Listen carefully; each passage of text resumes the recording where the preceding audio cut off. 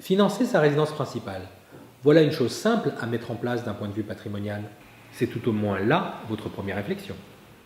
Votre premier réflexe sera aussi de dire qu'il vaut mieux faire un gros apport avec un petit crédit.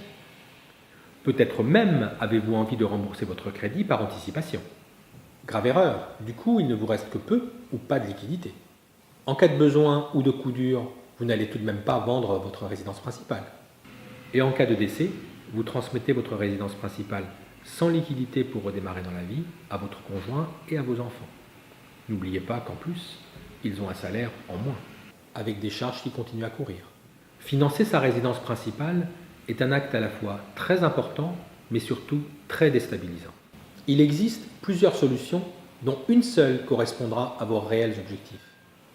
N'oubliez jamais que le crédit n'est rien d'autre que de l'épargne à l'envers ou de l'avance d'épargne. Avoir du cash devant soi permet de faire face à l'imprévu. Avoir des liquidités devant soi permet de les transmettre en cas de décès, non seulement pour payer les droits de succession, mais aussi pour redémarrer dans la vie. Dans l'emprunt, le plus important n'est pas le taux, mais la manière d'emprunter pour ne pas vous empêcher de réaliser d'autres projets. Rencontrons-nous et bâtissons ensemble une véritable stratégie patrimoniale autour de vous.